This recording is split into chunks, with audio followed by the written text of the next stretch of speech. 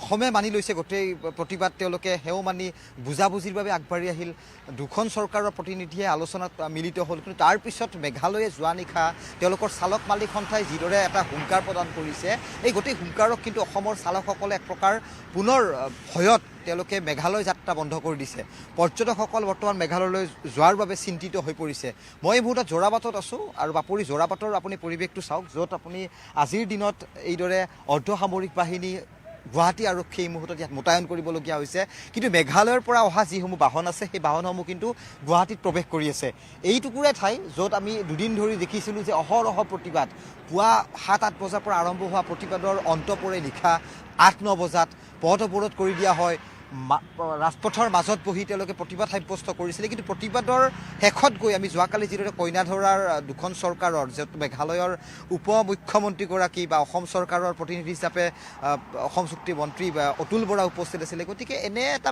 আলোচনাৰ পিছতেই যিদৰে সিদ্ধান্ত হ'ল বা মেঘালয়ৰ উপ মুখ্যমন্ত্ৰীগৰাকী যিদৰে কেমেৰাৰ সন্মুখত মন্তব্য কৰিলে কিন্তু তাৰ পিছত নিশাই স্পষ্টীকৰণ আহিল মেঘালয়ৰ ফালৰ পৰা যে অসমৰ গাড়ী তাত প্ৰৱেশ কৰিব দিয়া নহয় এই মুহূৰ্তত আমি যিখিনি খবৰ পাইছোঁ সেয়া হৈছে বৰ্ণিহাটৰ উৰণ সেতু বৰ্ণিহাটৰ পৰা কিছু আগলৈ যোৱাৰ পিছতে কিন্তু কেইবাটাও সংগঠনে এই মুহূৰ্তত তাত প্ৰতিবাদ সাব্যস্ত কৰিছে য'ত অসমৰ পৰা যোৱা বাহন প্ৰৱেশত এক প্ৰকাৰ নিষিদ্ধ কৰি দিয়া হৈছে কিন্তু মেঘালয়ৰ পৰা অহা বাহনসমূহ আমি দেখুৱাইছোঁ য'ত ML05 Q6046 এনেকুৱা ধৰণৰ মেঘালয় পঞ্জীয়নভুক্ত গাড়ীসমূহ কিন্তু জোৰাবাটৰ এই ঠাইত ৰখাই দিয়া হৈছে আৰু এই ঠাইলৈকে পৰ্যটকসকল বা যাত্ৰীসকলক ইয়ালৈ আনি নমাই দিয়া হৈছে পুনৰ ইয়াৰ পৰা গুৱাহাটীলৈ যাবৰ বাবে আন এখন বাহন সলনি কৰিবলগীয়া এটা প্ৰক্ৰিয়া আৰম্ভ হৈছে বহুত জটিলতা আছে গোটেই পৰিৱেশটোত কাৰণ কিদৰে এজন চালকে নিজৰ সুৰক্ষা অনুভৱ কৰি বা সুৰক্ষিত বুলি অনুভৱ কৰি তেওঁলোকে শ্বিলঙলৈ যাব চেৰাপুঞ্জীলৈকে যাব আমি দুদিনৰ আন্দোলনৰ পিছতে দেখিবলৈ পাইছিলোঁ যে যিদৰে এটা হাহাকাৰময় পৰিস্থিতি হৈছে তেল ডিপুসমূহত গ্ৰাহকে মেঘালয়ত হাহাকাৰ কৰিবলগীয়া হৈছে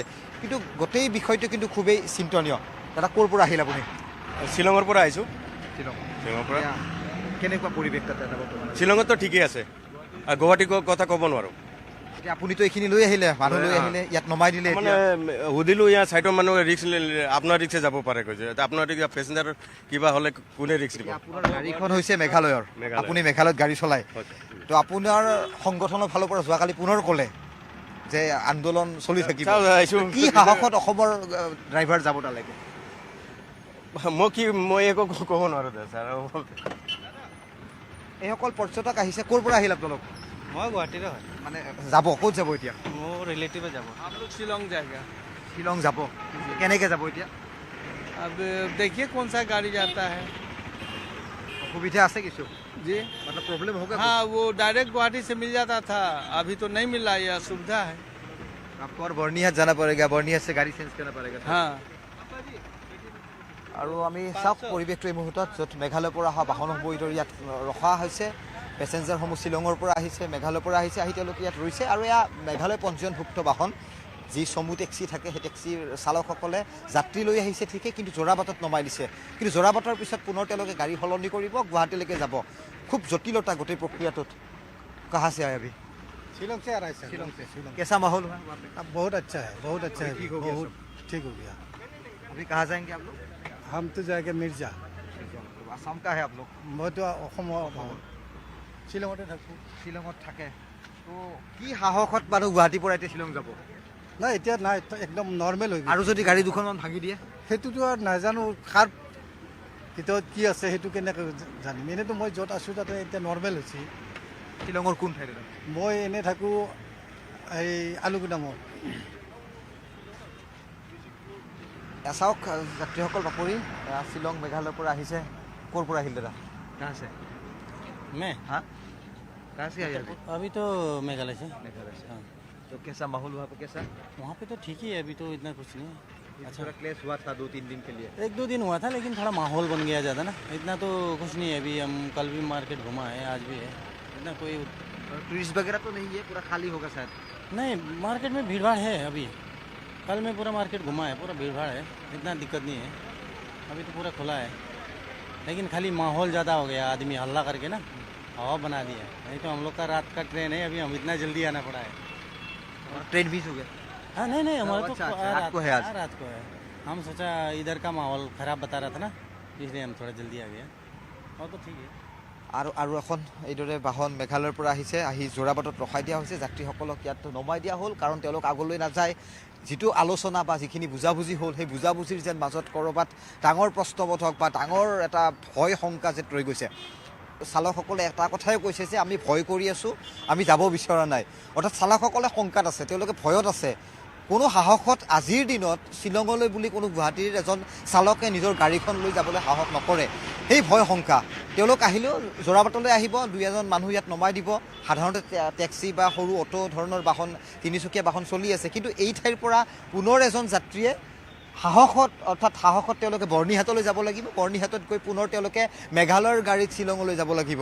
অৰ্থাৎ অসমৰ গাড়ীয়ে আজিৰ দিনত বা কাইলৈ বা পৰহি ভাবোঁ যে যাবলৈ সাহস নকৰে, কাৰণ পৰিস্থিতি আজিৰ দিনতো খুব গৰম হৈ আছে। কাৰণ যিকেইটা ভিডিঅ' মেঘালয়ৰ ফালৰ পৰা ৰিলিজ কৰি দিয়া হৈছে যোৱাকালি নিশা, যে তেওঁলোকে স্পষ্টভাৱে কৈছে যে চৰকাৰে তেওঁলোকৰ দাবীসমূহ মানি লোৱা নাই, গতিকে তেওঁলোকে প্ৰতিবাদ অব্যাহত ৰাখিব। কিন্তু অসমীয়া মানুহ সহজ সৰল, তেওঁলোকে দুদিন ৰাজপথত বহি প্ৰতিবাদ কৰিল।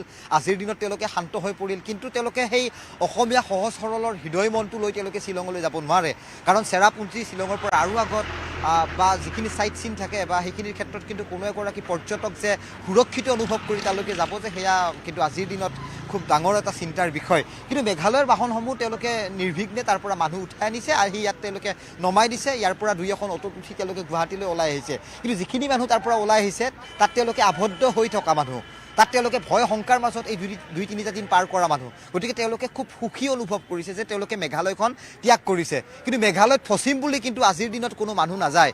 বহুখিনি সময় কিন্তু তেওঁলোকে পিছ পৰি গৈছে মেঘালয়। আজিৰ দিনত অসমৰ কোনো এগৰাকী পৰ্যটক বা কোনো এজন লোকে নাভাবে যে আমি মেঘালয়ত ফুৰিবলৈ যাম।